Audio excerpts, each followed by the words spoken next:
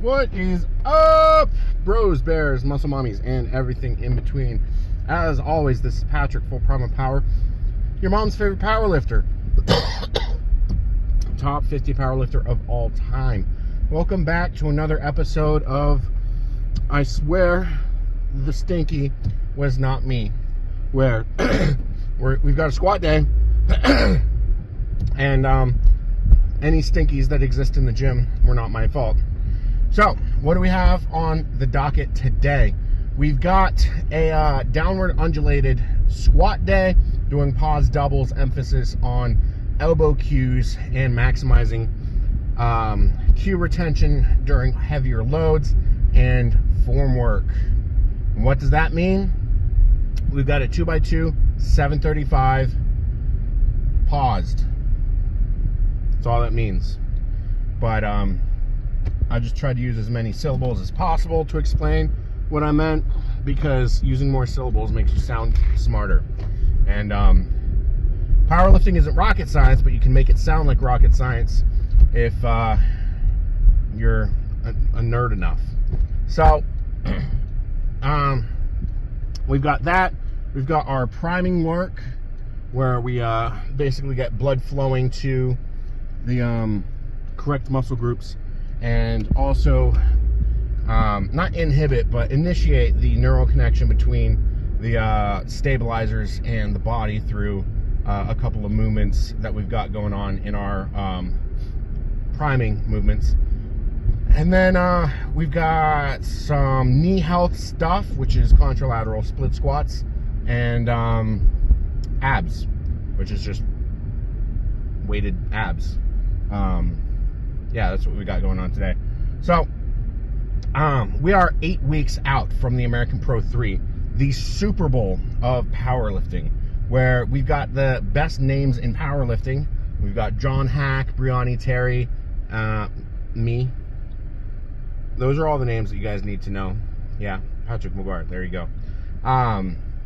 So it's a really big meet, but everyone else is doing sleeves, and they didn't have enough people for wraps day, so they put the wraps day as an extra flight on the sleeves day, because there was only enough for one flight on the wrap day for some reason, instead of the 3 cards that they wanted to do.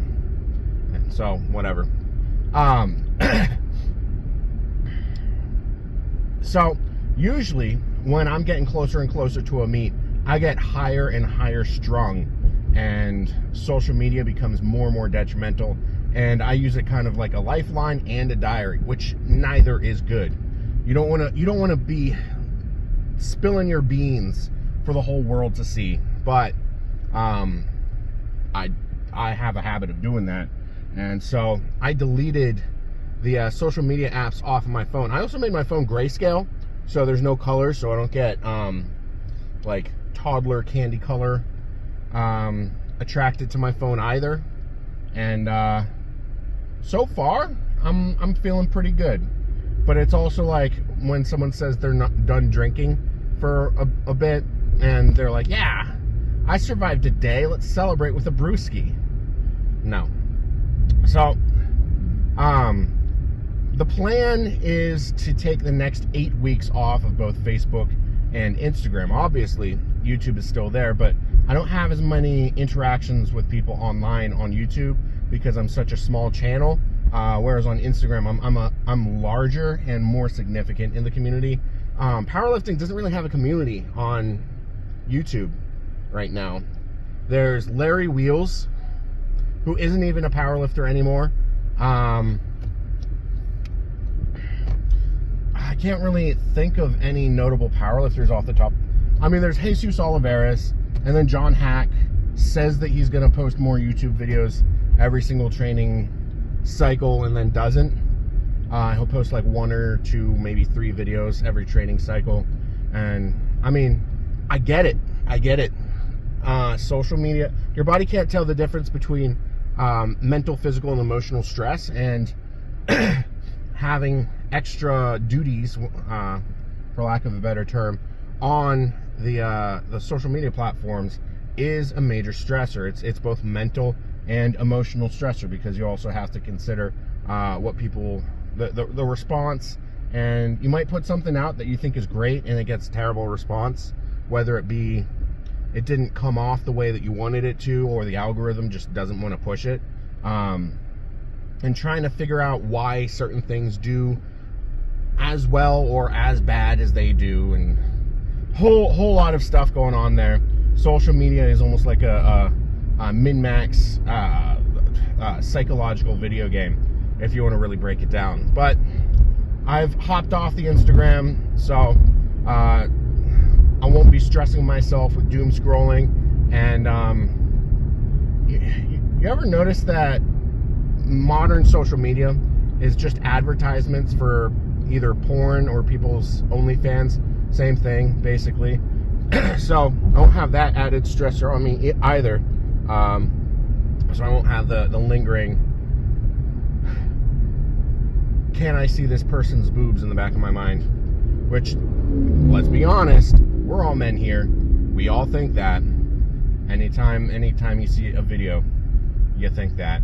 And back in the day, before the internet, you'd be like, man, can I see this girl's ankles? Now it's, I can see almost everyone's boobs online. Can I see the bicycle spokes of their buttholes?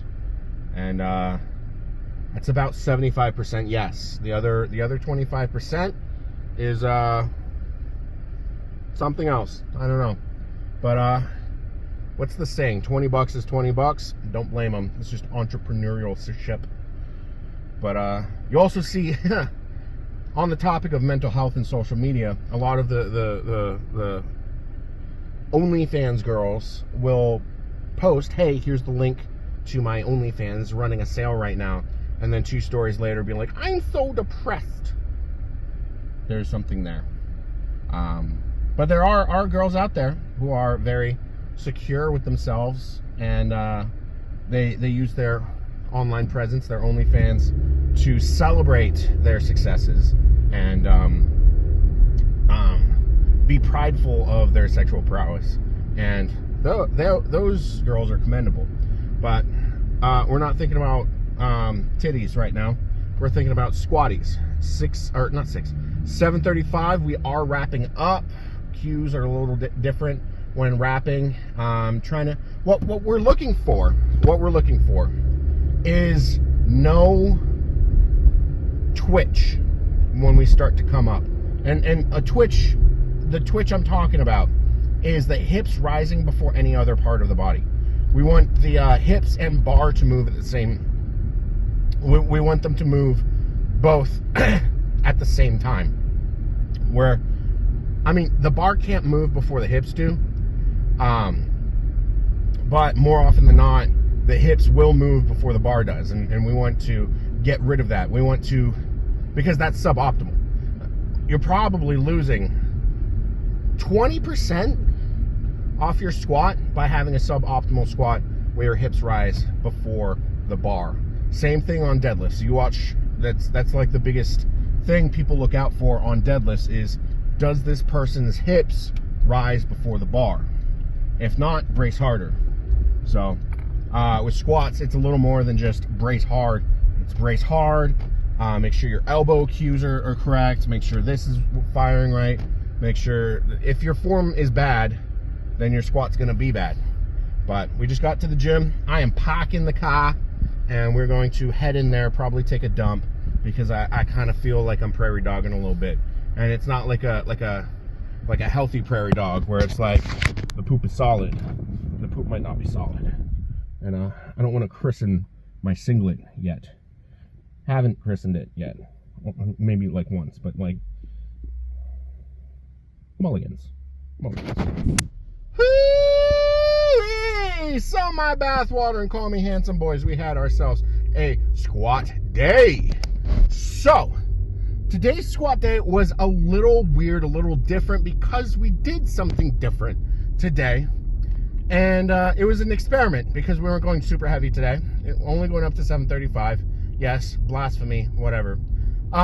So we're able to play around a little bit with warm-ups. So when I competed at the Ghost Clash 1, I competed with Oh, that was like a superstar meet. Shane Hunt was there, Dawson Wyndham, Shane Haller, Craig Foster, Dan Bell.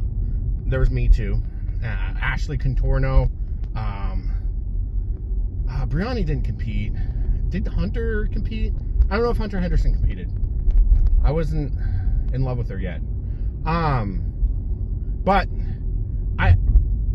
when I was warming up, I had no idea about the pace of the meet. So I was like, I'm just going to warm up side by side with Dan Bell. Someone turned to me. I said that verbally out loud, and they said, absolutely do not do that. And I was like, why? And they're like, Dan takes 2 warm-ups. He takes 3 breads, 6 reds, then he opens at 1,003. I was like, noted, not doing that. So I continued with my warm-ups. I skipped 1 warm-up and had a really good squat day. My first ever meet back for my herniated disc, I also skipped 1 warm-up. And been talking with the 2300 boys, which we're on a hiatus right now because I'm off of Instagram. And Fernando Arias was talking about how he skips warm-ups on deadlifts. And then Justin Zottle's been posting about his warm-ups as well. How his first warm-up is like 496 and then mid-800s, and then he took 1,003 reverse bands. And then Jesus Oliveras has been posting recently too about his warm-ups, how he's taken like 3 or 4 warm-ups before taking 1,003. So there's merit to the concept of it's like a new idea in powerlifting, where if you're strong, you don't have to warm up like everyone else, where warm-ups should be relative to your absolute strength. So up until this summer, I've been warming up 1 plate, 2 plate, 3 plate, all the way up 1,000,000 plates. So like on meet day, I would have something close to like 10 warm-ups, and it'd be gross. And then, so this summer, I started doing 2 plate jumps. So today, we took on 3 plate jumps. So I took the bar, I took 3 plates, which felt like 1 plate. And I was like, this is a little iffy. I'm not confident in these jumps. So I was a little nervous going in. Threw on the sleeves, threw on the belt, took 6 plates, 595 because we're using a squat bar. And it felt like 135 again. I was like,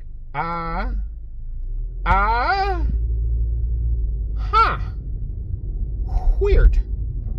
And then we jumped up to our working weight, which was our first wrap set, which was 735. So 735, 2x2 paused. I wrapped myself, and I wasn't completely dead and winded when I was done wrapping myself. I still got the little sniffles because allergies are still present, and that'll come back when I'm talking about intraset stuff going on. But I was able to wrap up. I got the pliers going. Homie, one of the gym owners, helps me get that. And I don't ask anyone to wrap me, because wrapping other people sucks monkey dick. It's absolutely awful. So I try to avoid having other people wrap me as much as possible, unless I'm on meet day. Then I can be all the prima donna that I want. So I just had him hold the pliers, and I wrap myself. Unless someone wants to take on the challenge to get more revs on my knees, because my wraps are super tight or super stiff. So you can't get a lot of revolutions. I only get 4 revolutions on my knees. And a revolution is 1 wrap around the knee. So the 2x2, how did that go? So the goal of the day was to make sure that the bar went up at the same time as the hips.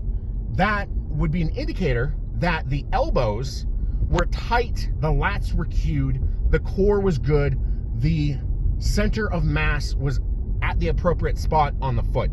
It's a very good indicator as to how good your squat form is. If you've got anything off, as you get heavier and heavier, it's going to get uglier and uglier, and it's not going to look super good. You're going to get a little bit of folding, a little bit of the twitch that I was talking about earlier. So the 2x2, first rep was really good. Second rep was, I experienced something that 90% of people won't experience, and it's called getting whipped by the bar. I came up good. The bar and the hips came up at the same time. In the hole, my elbows dipped a little bit, They didn't stay tight through the completion of the lift. And the speed that I was coming up was so good, so prominent, that the bar had time to whip. So it pulled me out of position and I had to recover. Other than that, it was a wonderful squat. Set 2 was even better. I was more warmed up. So it's like this warm-up shenanigans that I'm dealing with is weird because I'm warmed up enough, but I'm also not, if that makes sense. It's like the I don't know which isn't warmed up, the CNS or the muscles, but something isn't firing right. Whereas when I do the full plate warm up or 2-plate warm up, something else is getting compromised in order for me to do it that way. So whether it's the muscles fatiguing or CNS fatiguing, something is not going super well when I'm warming up regularly. So there's pros and cons of doing each way. But the second set of squats at 735 was chef kiss perfection, way better than the first set. First rep, perfect. Second rep, perfect. I don't really have anything to say about it. The only thing that felt off with these squats was my sinuses got really sensitive, which I don't know why. That means allergies, but I could smell my own drippage really predominantly. So, and the first rep of the first set, I had the stars, which, I mean, if you're a man, you know how to deal with that, and that's called sucking it up. So, and then we moved on to the accessories. I only took about an hour to squat, which, phenomenal. It usually takes me like about 2 or 3 hours. So skipping on those warm-ups was really good and really beneficial for me. And there's another variable to consider, and it's how stressful me spending all this time in the gym is. Because if I'm spending time in the gym, I'm stressing about getting home on time in order to cook, eat, or if I'm going to skip a meal. Last week, I was skipping a couple meals after the gym because I was getting home at a later time. I'm at my house right now. I'm going to go inside. I'm going to cook myself dinner. I'm going to eat, have a good time. No, I'm not going to get full 8 hours of sleep, but I'm not training tomorrow. I can reset my sleep a little bit. I'm going to get home. I'm going to take a nap. I'm going to do some editing and stuff, some YouTube work, and I'm going to be able to get to bed at a decent time and get a full 8.5 hours of sleep, if not 9 hours of sleep before my bench day. So there's a lot of factors outside of actually lifting that you have to consider. And it's a lot of things that people don't like. I hadn't ever considered that until today.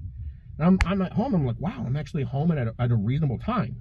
So I'm beyond myself. I'm flabbergasted and I'm excited that this is going. I sent it to my coach. He was like, you can't do this.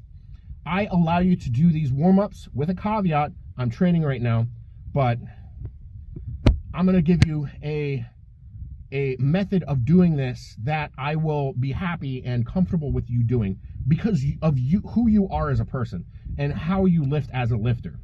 And I was like, all right, coach, I'll talk to you after you're done. Can't have Hunter Henderson's legs looking bigger than yours, because they do. And he laughed because he knows. But we were able, something cool kind of happens when you start lifting heavier and heavier. It almost becomes a cool spectacle. And at a certain point, people start being like, wow, I want to be included in this somehow. So they help you strip your bar. And that's super cool.